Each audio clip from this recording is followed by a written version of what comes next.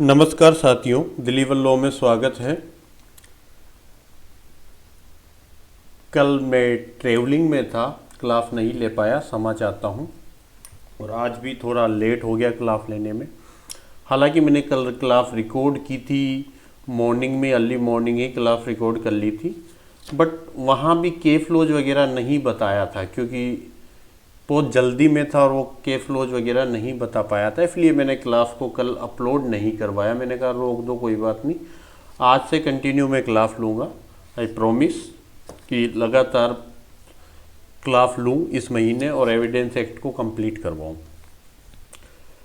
आज हम सबसे पहले सेक्शन 5 पढ़ेंगे और उसके बाद सेक्शन 6 और 7 भी कंप्लीट करने का प्रयास करेंगे। क्या कहता है सेक्शन 5? विवादक तथ्य और सुसंगत तथ्यों को साक्ष्य दे सकेगा। विवादक तथ्य क्या होता है? ऐसा कोई फैक्ट जिस पे दोनों पक्षकारों को डिस्प्यूट है। जैसे कोई प्लॉट है, मैं तो कह रहा हूँ ये प्लॉट मेरा है, सामने वाला कह रहा है इसका नहीं है, तो अब क्या विवादक तथ्य हो गया कि उपयुक्त प्लॉट क्या ए नामक व्यक्ति का है या दिलीवर लॉ संस्थान का है। ये क्या हो गया? विवादक तथ्य। तो विवादक तथ्य ऐसा तथ्य जिस पर एक पक्षकार यस बोल रहा है और दूसरा पक्षकार उसको नो बोल रहा है कि नहीं इसका नहीं है, एक कह रहा मेरा है। तो जिस तथ्य पर दोनों पक्षकारों को डिस्प्यूट होता है उसको विवादक तथ्य कहते हैं। परिभाषा पढ़ी थी, बोल के बताऊं क्या थी परिभाषा? आपने जो धारा 3 में पढ़ी थी, चलो बोलता हूं। ऐसा कोई तथ्य जो अकेले ही या अन्य तथ्यों के संसर्ग में किसी अधिकार, दायित्व और निर्योग्यता का जिसका किसी वाद या कार्यवाही में प्राख्यान या प्रत्याख्यान किया गया था उसका अस्तित्व, अनस्तित्व, प्रकृति और विस्तार तय करता है, तो उसे कहा जाता है विवादक तथ्य। ठीक है, तो आपको अच्छी तरह से याद है विवादक तथ्य। और दूसरा सुसंगत तथ्य। सुसंगत तथ्य के बारे में मैंने बताया था कि सेक्शन 6 से लेकर और 55 तक सेक्शन है, वो आपको सुसंगत तथ्य बताएंगे। सुसंगत मतलब सु मतलब अच्छा और संगत मतलब उसके समान। एक अच्छा कोई तथ्य जो पिछले वाले विवादक तथ्य के समान है, ऐसा तथ्य जो विवादक तथ्य की स्थापना करने में काम आए, उससे रिलेवेंट हो, उससे मिलता जुलता हो, उसी पर बात करेंगे। मिलता जुलता एक गलत शब्द यूज किया मैंने क्योंकि सेक्शन 14 पढ़ेंगे जहां मैं बताऊंगा कि मिलता जुलता नामक चीज़ें नहीं चलती एविडेंस में।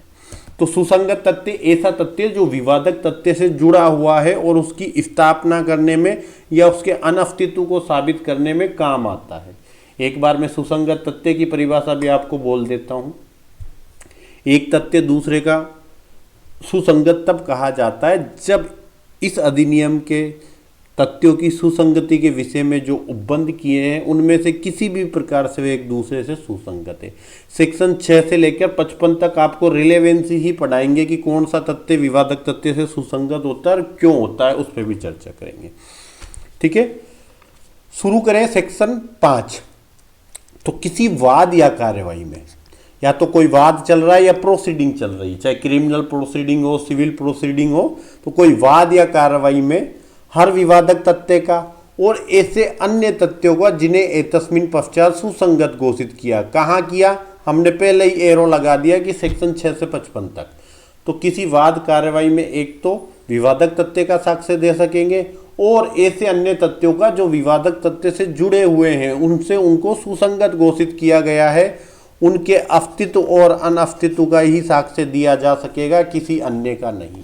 तो केवल और केवल विवादक तथ्य और विवादक तथ्य से जुड़े हुए तथ्य का ही साक्ष्य दिया जा सकेगा, अन्य तथ्यों का नहीं दिया जाएगा। दो ही प्रकार के तथ्य चलेंगे, या तो कोई विवादक तथ्य को इस्टेब्लिश कर रहा है या उसको कंट्राडिक्ट कर रहा है, या विवादक तथ्य का अस्तित्व बता रहा है, दूसरा उसका अनस्तित्व बता रहा है।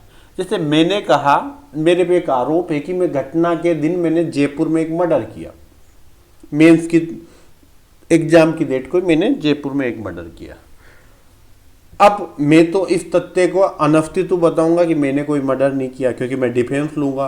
सामने वाला व्यक्ति जो अभियोजन कार्यवाहियां संचालित कर रहा है, जो पीड़ित है, पीड़ित कोई व्यक्ति होता है, उसकी तरफ से अभियोजन कार्यवाहियां सरकार संचालित करती है। मजिस्ट्रेट कोर्ट में तो एपीओ करता है जिसकी आप तैयारी कर रहे हो, और डिस्ट्रिक्ट लेवल या सेशन जज वाले कोर्ट में, डिस्ट्रिक्ट जज या सेशन जज वाले कोर्ट में कौन करता है? पीपी करता है। तो पीपी क्या करता है? उसका अस्तित्व साबित करता है कि इसी ने मर्डर किया, और मैं उसका अनअस्तित्व बताऊंगा कि मैंने मर्डर नहीं किया। संबंधित घटना के दिन मैं जयपुर नहीं था, उस दिन तो मेरा कोलकाता में कोई कार्यक्रम था और मैं कलकत्ता गया था।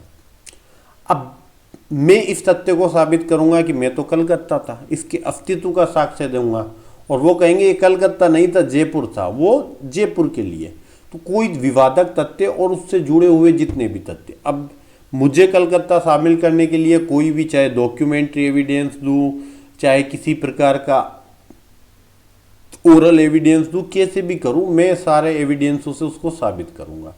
किस किस चीज़ से साबित कर सकता हूं, सेक्शन 6 से लेकर 55 तक बताई जाएगी कि इस प्रकार से आप अपने मामले में तथ्यों को साबित कर सकते हैं।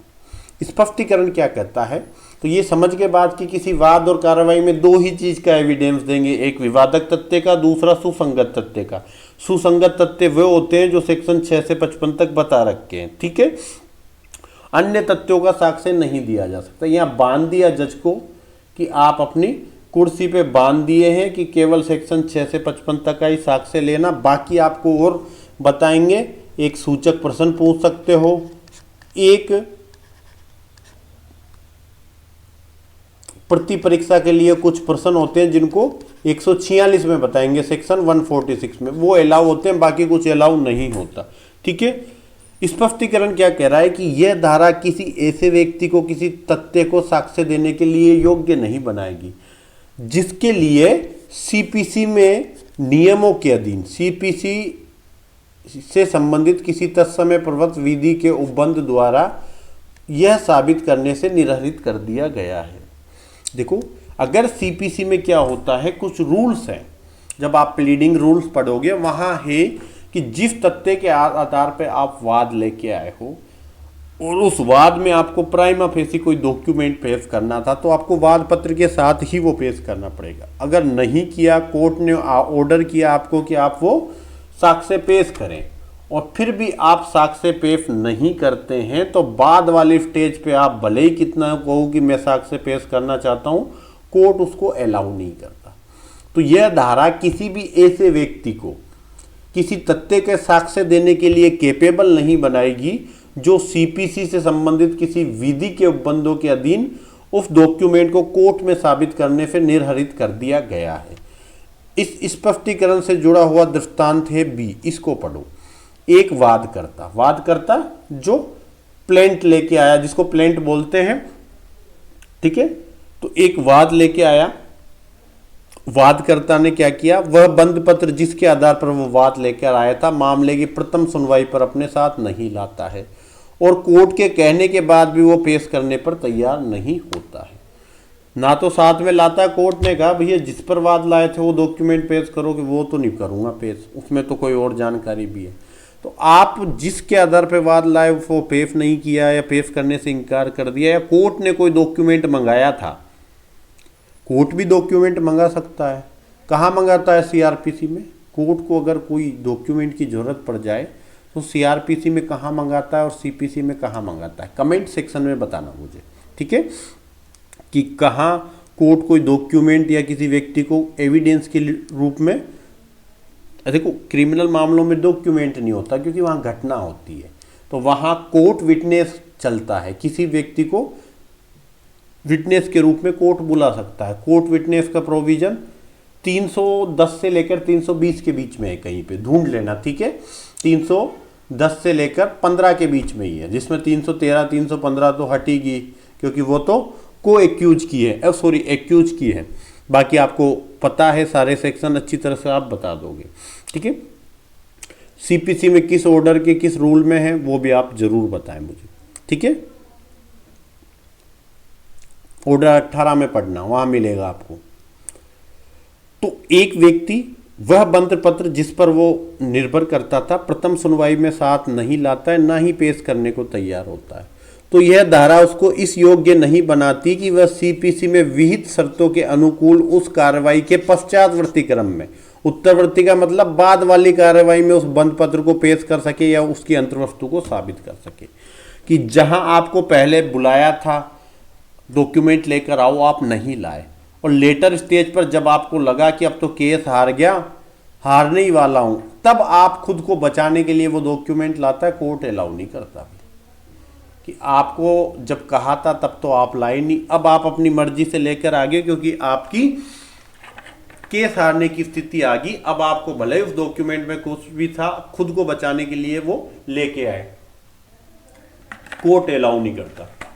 जब आप ये पढ़ रहे हैं तो दो चीजें और साथ में पढ़ना, सेक्शन 162, 163, 164 इंडियन एविडेंस एक्ट के 3 सेक्शन है, यहाँ भी आपको इस रिगार्डिंग चीज़ें दे रखी है। 163, 164 में खास तौर से 162 तो कोर्ट की पावर है किसी भी व्यक्ति को डॉक्यूमेंट पेश करने के लिए बाउंड कर सकता है, ठीक है।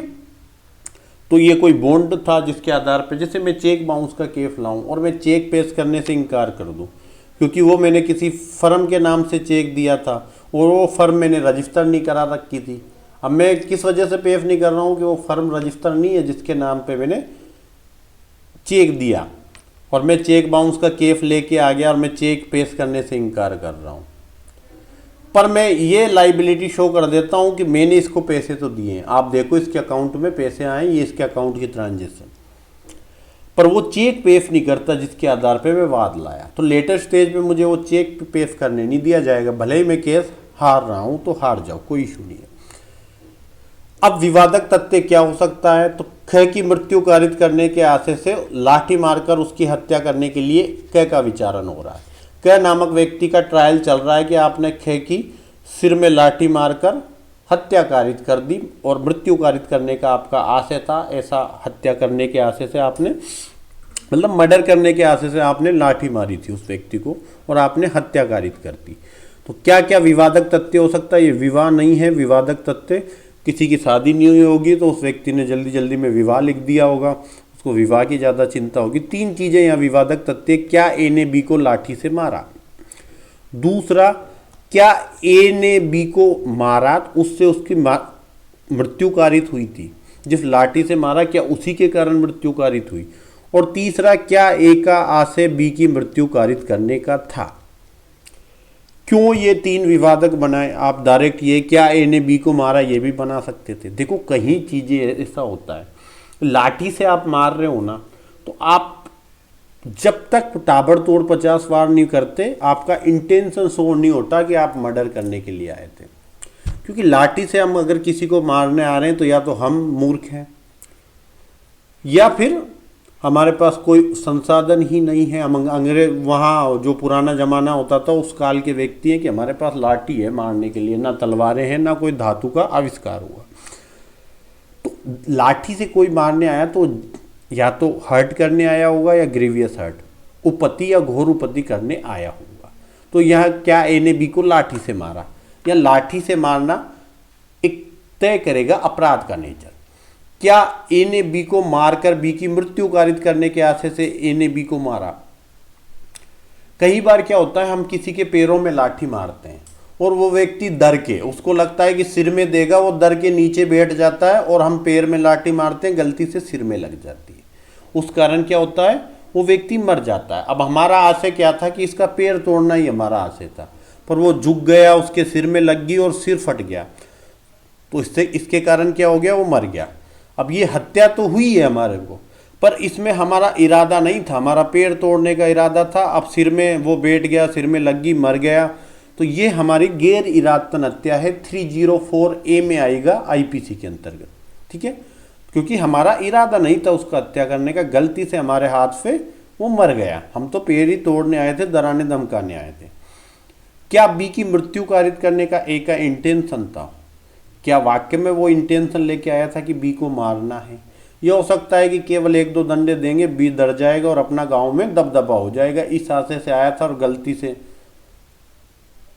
मर्डर हो गया, जैसा मैंने सेकंड वाले में। इसलिए मैंने यहाँ पर इन्होंने 3 अलग अलग इशू बना के बताए हैं कि कोई भी प्रकार की चीज़ें आपके केस के स्वरूप को बदल देगी।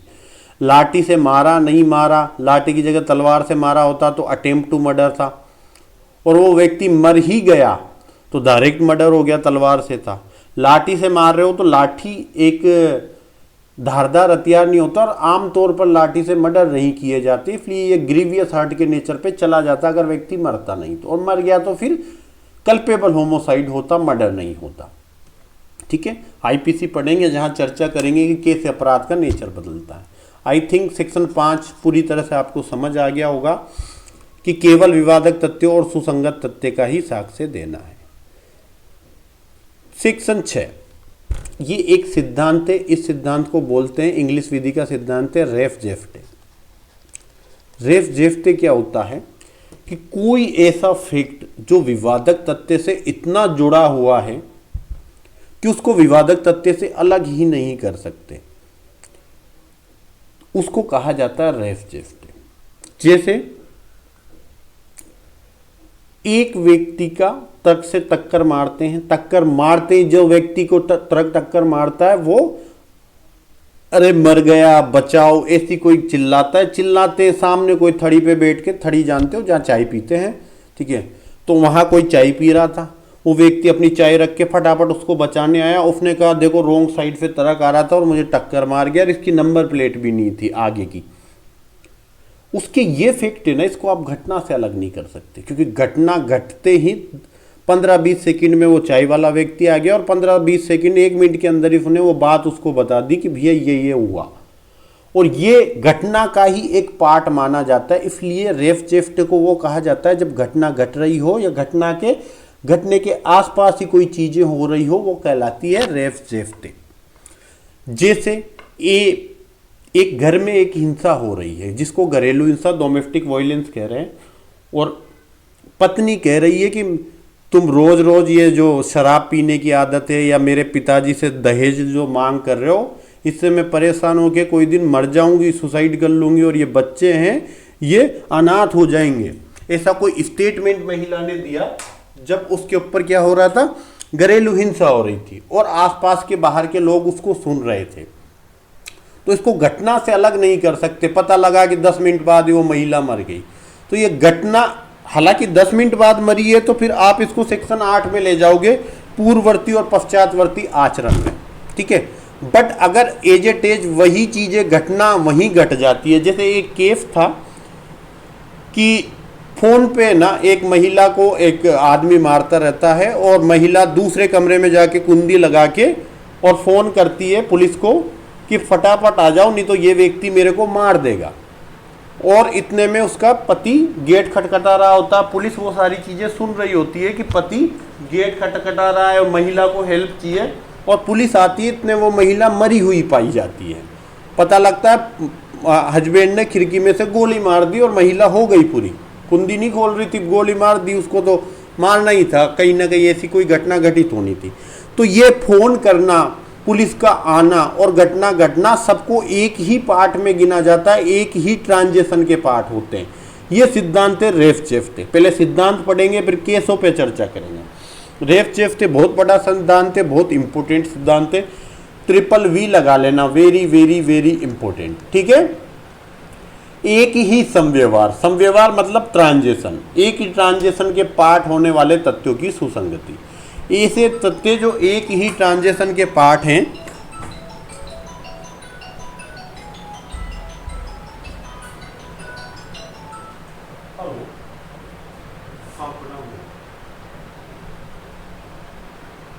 हाँ वापस मंगवा रहे हो क्या? मैं करता हूँ। कौन मंगवा रहा? आप नहीं मंगवा रहे हो क्या? तो मैं आज ही ऑर्डर कर देता हूँ ना, मेरी शूट चलती है, मैं ऑर्डर ही कर देता हूँ दोबारा। नहीं वही कर देता हूँ, वही कर देता हूँ, ठीक है ना।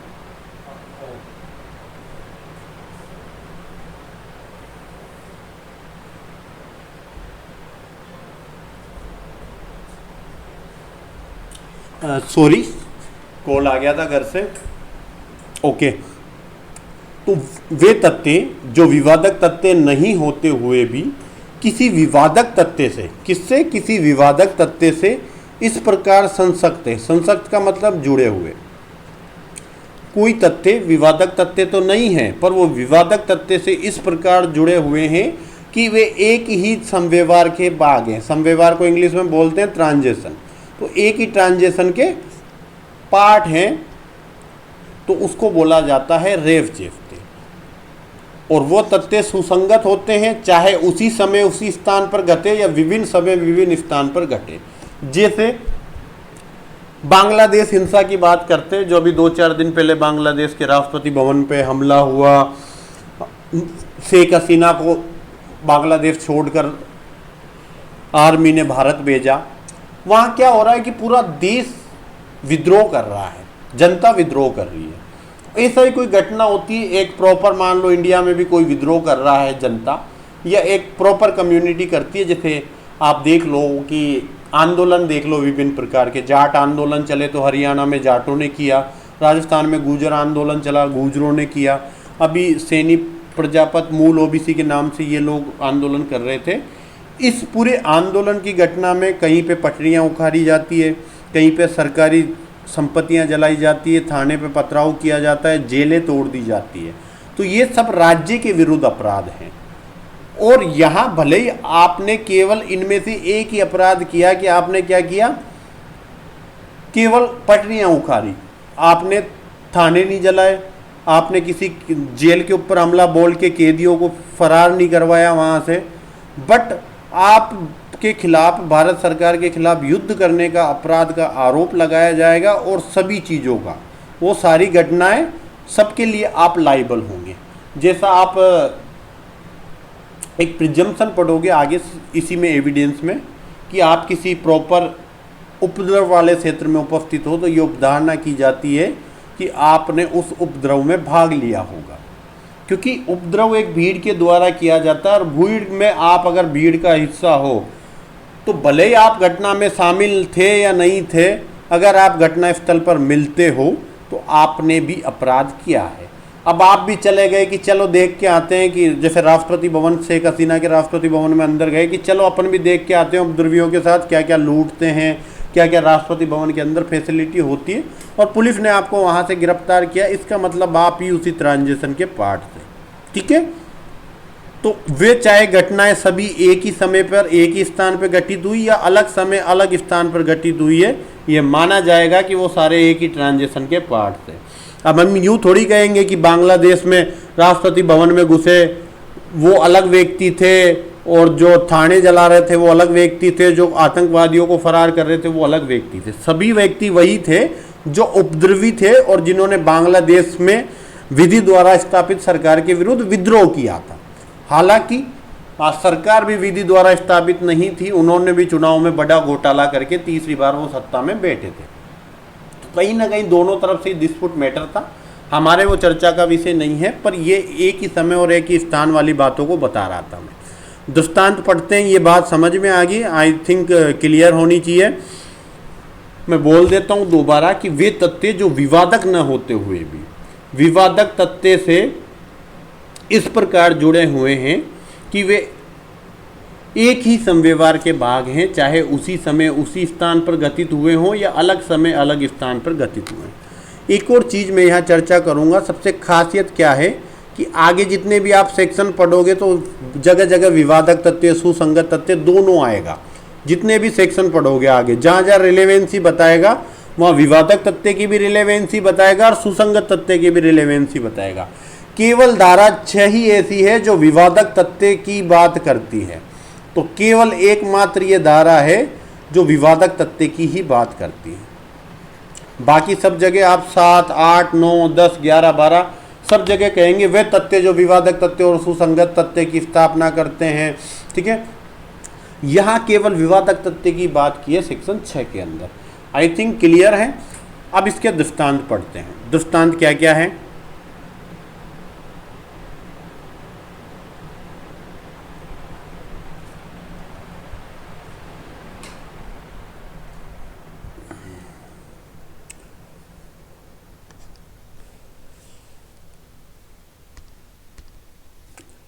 ख को पीटकर उसकी हत्या करने के लिए क एक्यूज है। क ने क्या किया? ख को पीटकर हत्या की है, उसके लिए के एक्यूज बनाया, अभियुक्त बनाया है।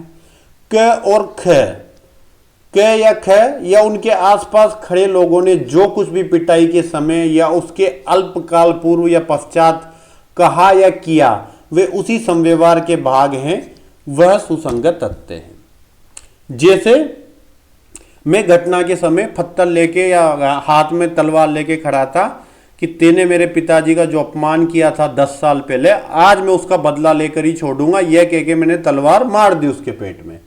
तो ये जो घटना के स्थल पे मैंने जो बातें बोली और जिसको आसपास के लोगों ने सुना, ये घटना के ही ट्रांजेक्शन का पार्ट है, इसको अलग नहीं करोगे। आप ये नहीं कह सकते कि सब मर्डर उसने तलवार गोपी केवल यही घटना है, नहीं, ये भी घटना का ही पार्ट है। इसको रेफ जेफ्ते के अंतर्गत रखा। अल्पकाल शब्द यूज किया। देखो अल्पकाल का मतलब विद इन 1 मिनट के अंदर जो जो चीजें हुई है वो सारी घटना की बात है। अभी मैं एक केस लॉ पढ़ाऊंगा आपको, वहां आपको पता लगेगा अगर गैप आ गया टाइम का, आर वर्सेज बेडिंगफील्ड का केस है, गैप आ गया तो फिर उसको रेफ जेफ्टे में नहीं रखेंगे, फिर उसको सब्सिक्वेंट कंडक्ट में सेक्शन 8 में रिलेवेंट बताएंगे। तो घटना के पिटाई के समय उसके अल्पकाल पूर्व पश्चात जो कुछ भी घटा वो घटना का ही पार्ट माना गया। ए, एक सशस्त्र विप्लव में भाग लेकर जिसमें संपत्ति नष्ट की जाती है। सशस्त्र विप्लव का मतलब हथियार सहित विद्रोह, सशस्त्र विद्रोह कर लो इसको विप्लव की जगह।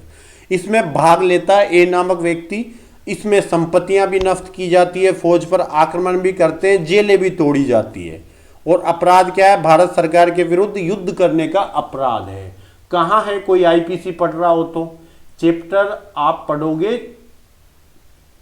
चैप्टर 6 होगा मेरे हिसाब से, भारत सरकार के विरुद्ध नहीं, राज्य के विरुद्ध अपराध के विषय में 121 से लेकर 130, जिसमें से राजद्रोह हटा दिया 124 ए, राजद्रोह का जो अपराध था उसको हटा दिया सेडिशन को नए बीएनएस में, भारतीय न्याय संहिता में।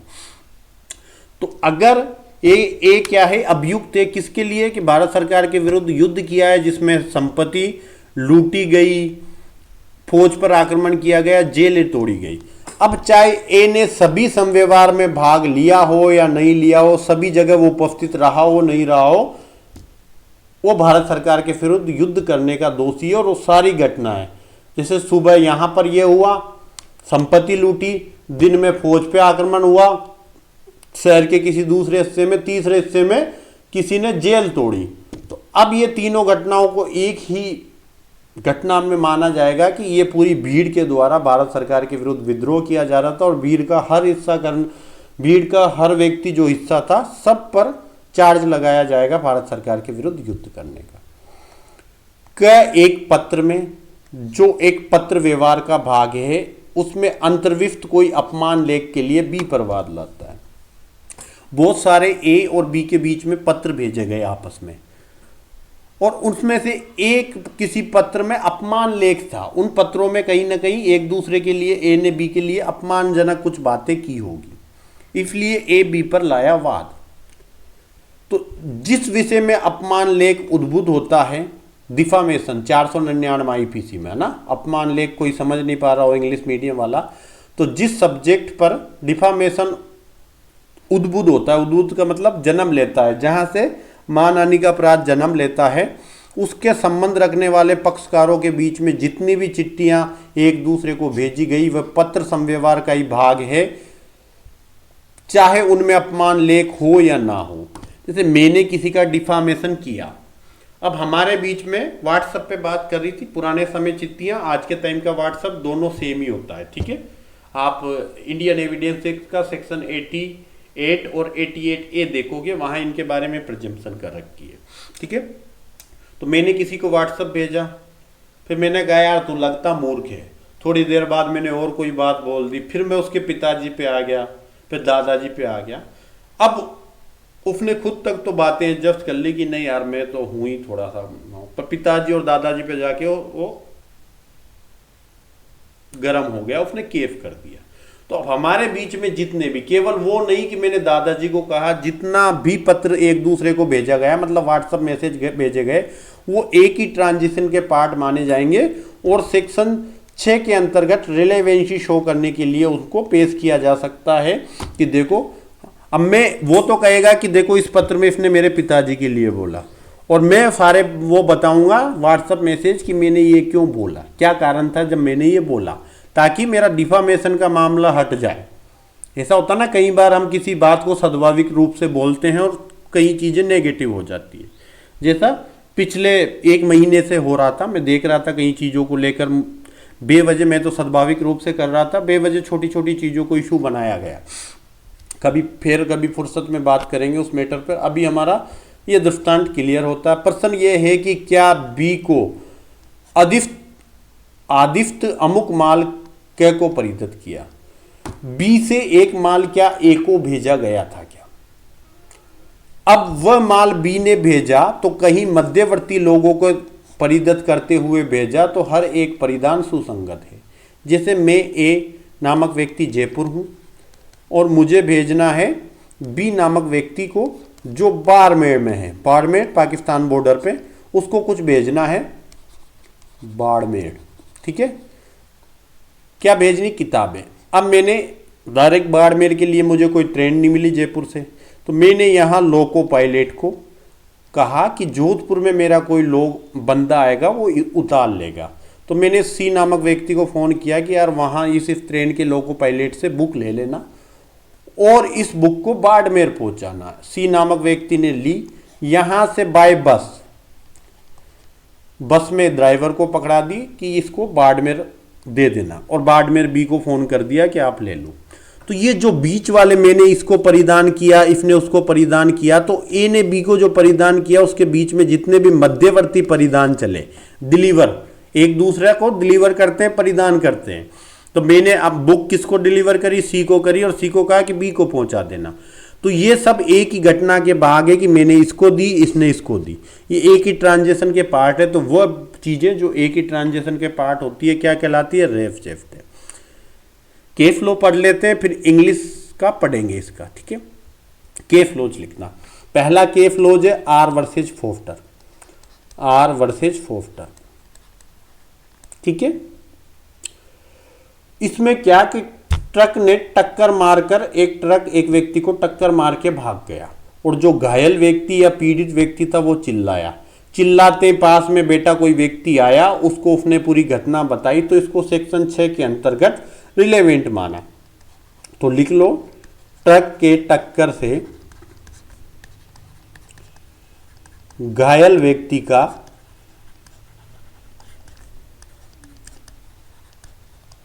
घटना स्थल पर टक्कर से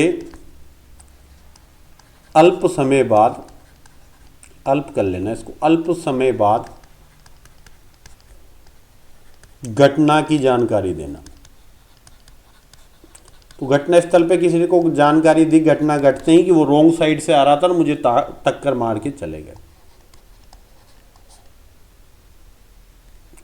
रटन बनाम क्वीन, इसमें वो केस था जो मैं आपको बता रहा था कि पत्नी ने फोन किया पुलिस को फोन करके बताया कि मेरी हत्या कर सकता है मेरा पति और आप तत्काल पहुंचो। और पुलिस जब मौके पे पहुंची, फोन पे बता दिया पुलिस को, पुलिस मौके पे पहुंची तो लाश बरामद हुई उस महिला की जिसने फोन किया था, और पति ने यूं कहा कि मेरे से गलती से गोली चल गई। तो टेलीफोन पे जो फोन किया था पुलिस को, तो पुलिस ने कहा गलती से नहीं चली, इस महिला ने हमें कॉल किया था कि ये पति मुझे मार देगा, तत्काल आ जाओ। अगर इसको मृत्यु का अंदेशा था और आपने गोली चलाई तो ये गलती से थोड़ी चली है।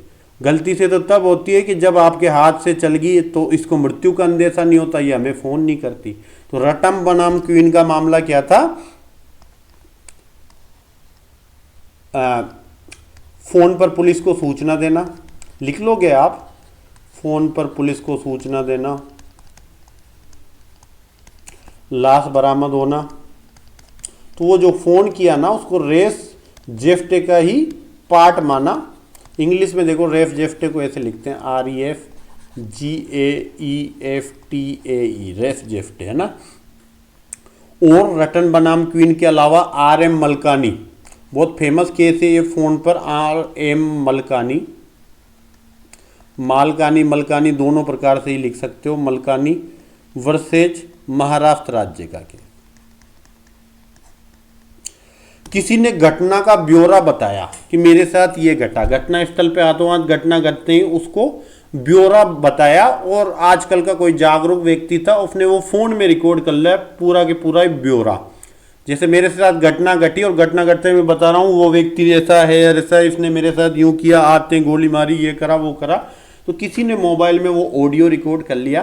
तो जो ऑडियो रिकॉर्ड किया, घटना का रिकॉर्डेड ऑडियो, घटना की जानकारी का या ब्यौरे का रिकॉर्डेड ऑडियो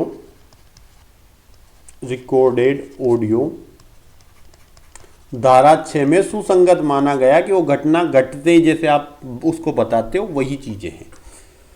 एक ये केस है आर वर्सेज बेडिंगफील्ड, आर वर्सेज बेडिंगफील्ड।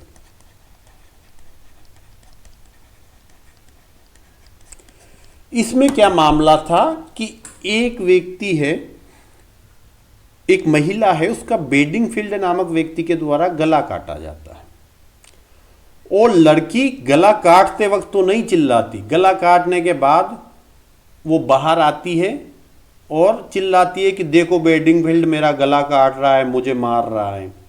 जबकि एक्चुअल एक्सप्रेशन कहाँ आते हैं? जब आपका गला काटते हो, जब आप चिल्लाते हो। गला काटते वक्त कुछ नहीं, आराम से अंदर रही, 1 मिनट बाद बाहर आके कि बेडिंगफील्ड की तो मोहल्ले में 12 बजाती हूँ।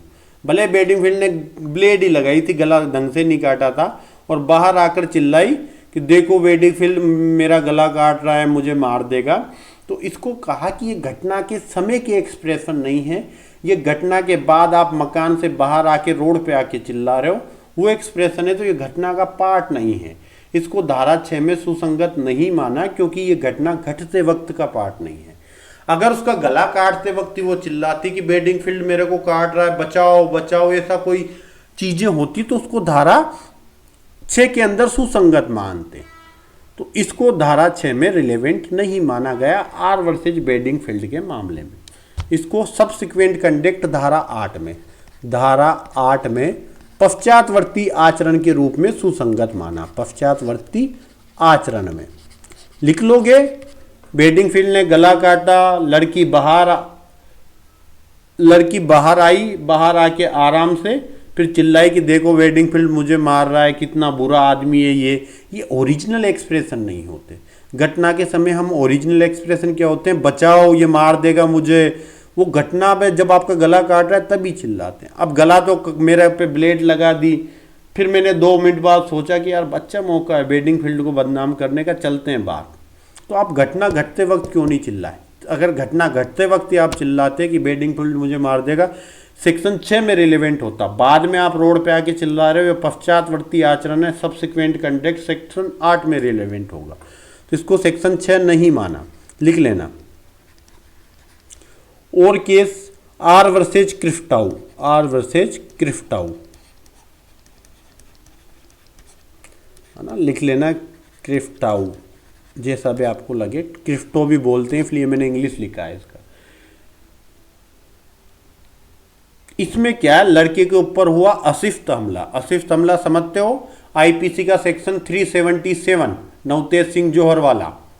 पुरुष के ऊपर, महिला के ऊपर अनैतिक कृत्य करते हैं, उसको बोला जाता है अशिष्ट हमला।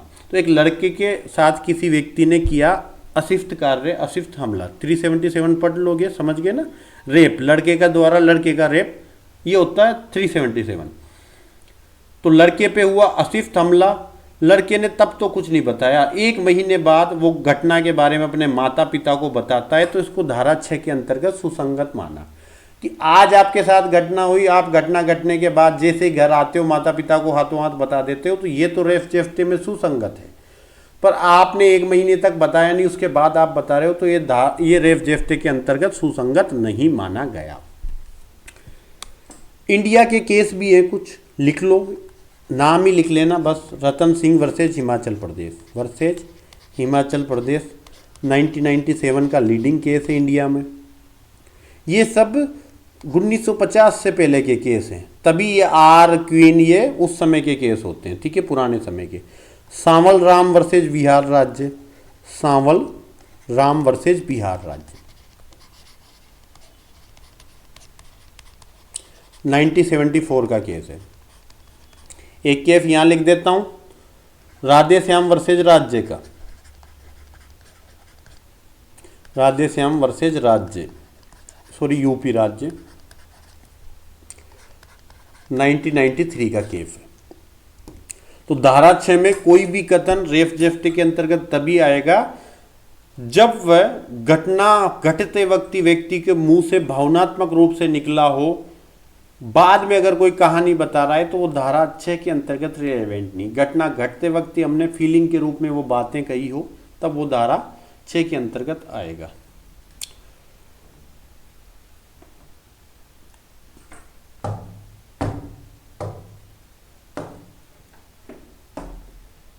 अब इंग्लिश देख लेते हैं। अच्छा, कोई दृष्टांत तो नहीं रहा था, दृष्टांत हो गए थे, इंग्लिश देखते हैं। सेक्शन 5 क्या कहता है? सेक्शन 5 कहता है एविडेंस में be given of fact in issue and relevant fact. किस किस चीज का एविडेंस दिया जा सकेगा? तो एविडेंस में be given in any suit और any proceeding for the of the existence or non-existence of every fact in issue and such other fact are hereinafter declared to be relevant and of no others। तो केवल और केवल evidence में be given any shoot any proceeding, किस चीज का? Fact in issue and relevant fact का existence non existence का एविडेंस दिया जा सकेगा। एक्सप्लेनेशन क्या कहता है? एक्सप्लेनेशन कहता है कि this section not enable any person to give evidence of a fact which he is this entitled to be prove by any provision of the law for the time being in force relating to civil procedure. ये section किसी व्यक्ति को enable नहीं बनाएगा जिसको CPC के अधीन किसी चीज का, किसी डॉक्यूमेंट का एविडेंस देने के लिए डिस एंटाइटल कर दिया है, उसको प्रूव करने के लिए। क्यों किया मैंने आपको समझा दिया। सीपीसी में आपको फर्स्ट हियरिंग के टाइम या कोर्ट कोई समय देता है पेश करने का, तो उसके अंदर ही डॉक्यूमेंट पेश करना, नहीं करते हो तो वहां आपको डिसअलाउ कर दिया जाता है। तो A is tried for the murder of B by beating him with a club with the intention to causing his death. तो ए ट्रायल में क्या क्या उस पर इशू बनाए जा सकते हैं कि ए ने बी की बीटिंग की विद द क्लब, ए ने कोजिंग की बी की डेथ बाय सच बीटिंग, क्या ऐसी मारने के द्वारा उसकी डेथ कारित की। तो A is cause B beat death by such beating. A intention to cause B death, A का इंटेंशन था बी की डेथ कारित करने का। B A shooter does not bring with him and have in readiness for production of the first hearing of the case। कि कोई shooter है वो अपने साथ में नहीं लाता है, ना ही तैयार रहता है फर्स्ट हियरिंग पर उस बॉन्ड को जिस पर वो रियलाई करता है उसको पेश करने से। This section does not enable him to produce the bond और prove its content at a subsequent stage of the proceeding otherwise than in accordance with the condition prescribe by the civil procedure code. Clear है? Question section number 6। देखो, जितना समझाना होता है मैं हिंदी में ही समझाता हूँ। इंग्लिश में सिर्फ रीडिंग लगाता हूँ और आपको पता है कि रीडिंग के बाद आपको समझ में आ जाता है, इसलिए रीडिंग लगाता हूँ कि इंग्लिश मीडियम वाले भी पढ़ रहे होते हैं तो वो हिंदी से समझ लें और इंग्लिश से उस चीज़ों को रिलेवेंट कर लें। ठीक है? मेरा प्रॉपर इंग्लिश मीडियम नहीं है, मैक्सिमम लोगों को पता है, 90% को, जिनको नहीं है उनको बता दूं। ठीक है? Relevancy of fact forming part of same transaction. ऐसे फैक्ट जो ट्रांजेक्शन के फॉर्मिंग पार्ट हैं उनको रिलेवेंट घोषित किया गया है। ठीक है? Fact which not in issue, तो fact which do not in issue, ऐसे फैक्ट जो स्वयं इशू नहीं है पर are so connected with the fact in issue, पर फैक्ट इन इशू से इतने कनेक्टेड है as to the form part of the same transaction, कि वो सेम ट्रांजेक्शन के ही पार्ट हैं, तो वो फैक्ट क्या होते हैं? रिलेवेंट। तो fact which are relevant fact which those not in issue are relevant are so connected with the fact in issue as to form part of same transaction, whether they occur at the same time and same place या different time different place. जैसे offence against government, Indian government के against वाला illustration हमने पढ़ा था, पढ़ेंगे अभी इसी में पढ़ेंगे ये वाला। चलो पहले बी वाला इलस्ट्रेशन ही पढ़ते हैं। A is accuse of waging war against the government of India by taking part in arms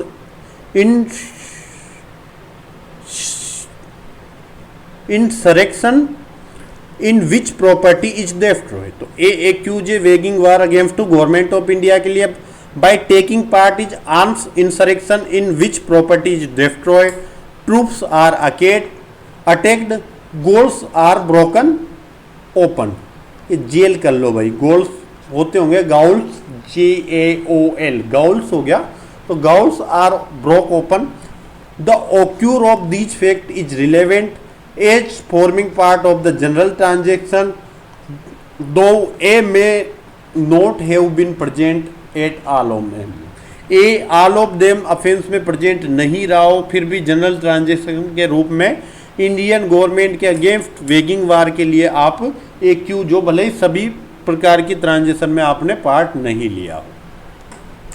A is accuse of the murder of B by beating him. A accuse है कि B का murder किया उसने B को beating करके। Whenever was said और done by A और B और bystander at the beating and so shortly before or after it add to the form part of transaction is a relevant fact। तो A accuse है murder करने के लिए B का और murder करके बीट किया, तो ए और बी के ने जो कुछ कहा वहाँ पर जो बाय स्टैंडर्ड ने जो देखा जो सुना, चाहे वो इतना शॉर्टली है बिफोर हो या आफ्टर हो, वो सेम ट्रांजेक्शन के पार्ट हैं और रिलेवेंट हैं सेक्शन 6 के अंतर्गत। ए और B is a libel contain in a letter forming part of correspondence letter between the party related to the subject out of which the libel arose and forming part of correspondence in which it is contain are relevant fact though they do not contain a libel itself. तो जो letter वाला part है, एक दूसरे के बीच में letter हुए, चाहे उसमें जिस बात के लिए अफेंस है वो एक ही लेटर में हो, पर उनके बीच में जितने भी लेटर हुए वो ट्रांजेक्शन का एक पार्ट माने जाएंगे और रिलेवेंट होंगे। The question is whether certain goods order from B were deliver to A, कि कोई सर्टेन गुड्स है जिसको ऑर्डर किया था बी ने, वो डिलीवर हुई या नहीं ए को।